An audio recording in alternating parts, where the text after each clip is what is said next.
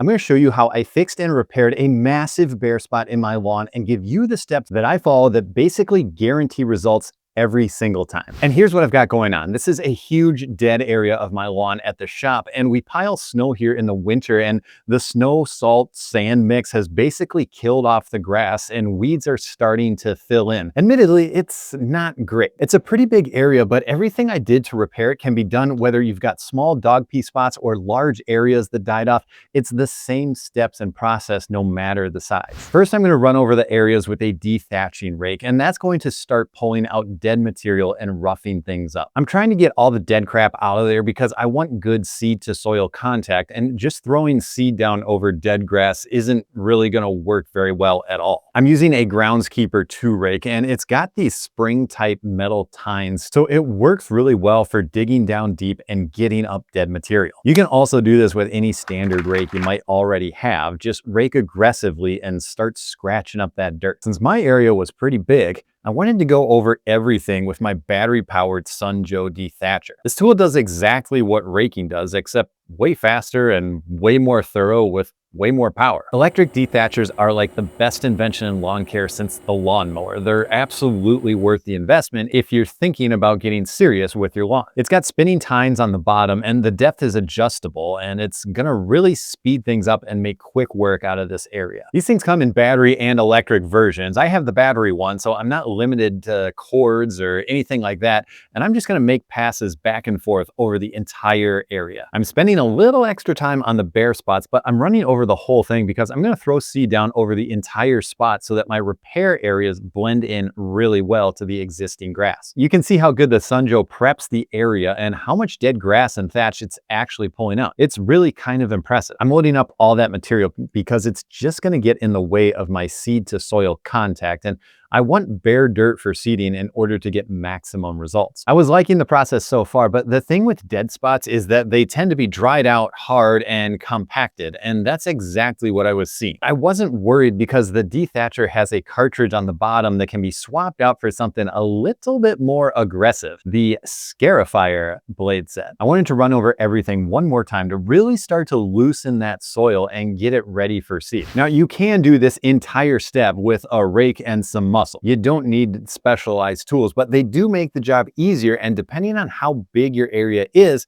it might be a lot of work to do all of that by hand. The Scarifier was working great, really digging in and getting all that soil broken up. And it was also pulling up quite a few large rocks that I was happy to get out of there. If you want to check out any of the tools I'm using in this video, I'm going to have links for you in the video description. Prep work is almost done, I swear. There's one more thing that I wanted to do in the areas that were the most compacted and had the most dead grass, and that's to aerate. Aerating helps to break up compacted soil even further, and it also gives the seed something to grow in. Small holes provide an excellent place for seed to fall into and germinate, and I've done projects where the holes actually look like little mini planters for the grass seed growing out of them. My area is so small that I'm just using a hand tool to do this, and I'm only going over the areas that were really dead and killed off to give those spots the best chance of coming back to life. You can see the plugs this little tool is pulling out, and it may be small, but it's mighty, and it works pretty well for what I'm doing. And I didn't need to get out my big pole behind aerator for this. Okay, quick recap. I've raked out all the dead grass and a lot of the weeds. Then I roughed up the dirt quite a bit with the Sun Joe dethatcher first.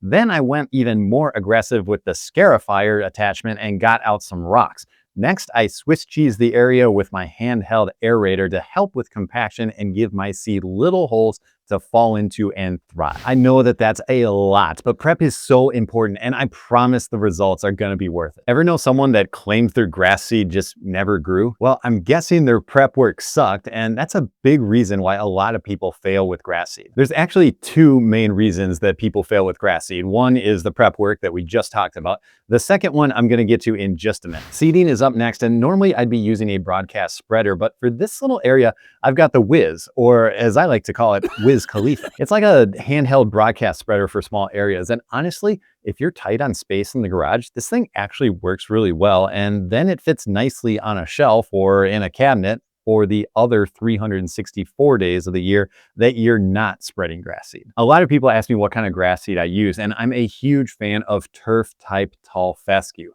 Why? Well, it's fairly durable, it's heat tolerant, and it doesn't require too much water. It's super popular in the Midwest as temps seem to be increasing, and it's harder to keep ryegrass or Kentucky bluegrass going throughout the summer months, especially if you do not have irrigation. As far as brand, I've been really impressed with Night Shift. I actually seeded over 200 pounds of it on a recent front yard rehab I did, and it looks great and it came in really nice. Now, I gotta be honest with you for just a second. Jesse is the guy behind Night Shift, and I know him personally. He's also a YouTube guy in Minnesota, and we hang out and plant grass together, which is kind of weird, but he's a good dude and he sells awesome grass seed. GOTS is what I don't recommend. I know, it's a hot take opinion, but it's not that the seed is bad per se, it's just that they sell a lot of coated seed. Coated seed has a water retention / fertilizer coating applied to the outside of the seed. So half the weight of the bag they sell is actually the coating itself. It's just never a good value in my opinion, and it always seems too expensive. With the seed spread out, you can see the aeration holes in action. If you look close, you can see that some of the seed has settled into the holes, and I'm telling you,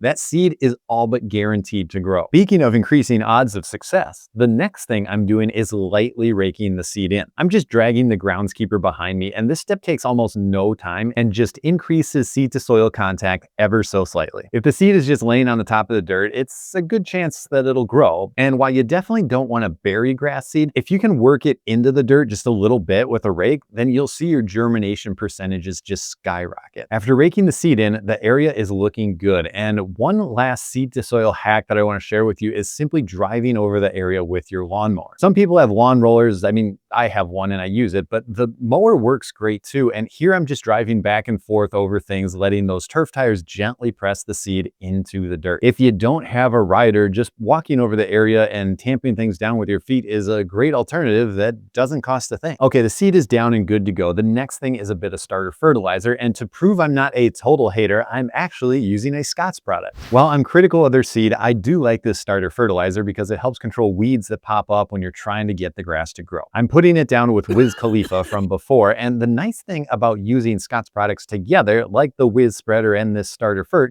is that they have spreader settings on the back of the bag. I usually cut the rate in half and make a double pass, the first pass going north to south, next pass goes east to west. That'll get me nice even coverage every single time, and it's fairly foolproof. Now, I could be done right there. I've done a lot of work so far, and my seed is down, I've got my starter, and I could just run it as is. But these next two steps are practically going to guarantee perfect results. And that's always my goal. So here we go. Top dressing is critical because it covers the seed and helps protect it.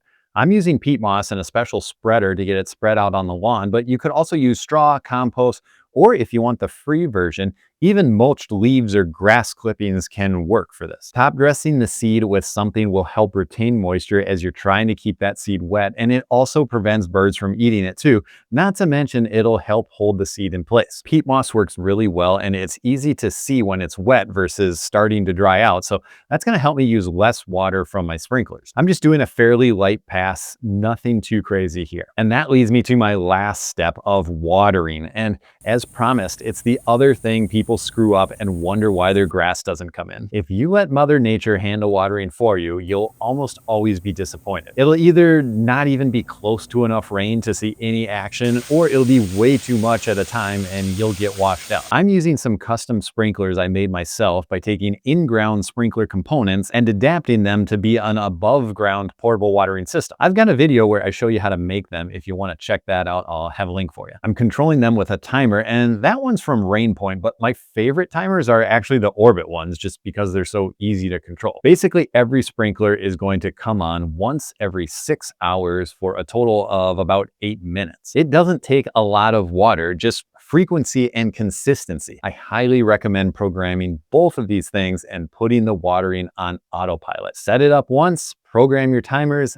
don't even worry about it for the next 4 weeks. All right, the hard work is done, everything is in place. Now all we have to do is wait for results. And with turf type tall fescue, that's not gonna take long at all. I'm seeing germination within 4 days with this Night Shift grass seed. Hot weather, solid watering schedule, this stuff just pops almost instantly. I did have some washout issues with heavy rains that came through. I can't really do much about that. And I just add more seed, I reapply some more peat moss, and I just do my best to kind of fix things up and keep rolling. I'll do the first few mows with my mini lawnmower to reduce turf damage. The baby grass is still fragile, and don't be afraid to walk on it, but personally, I'll avoid getting the rider mower out until it's a bit more mature and can take the abuse. In a few short weeks, maybe a month after I fix these areas, this is what I'm looking at. I'll be the first to admit this is not a weed-free lawn by any means, and I've got more weed removal work in my future, but you can see how nice the grass came in. Overall, the project was a huge success. I fixed my bare spots and I've got mowable grass filling in everywhere. This area used to be completely dead and bare and looked absolutely terrible, and now things are completely turned around. I've got some nice looking stripes with my teeny tiny mower,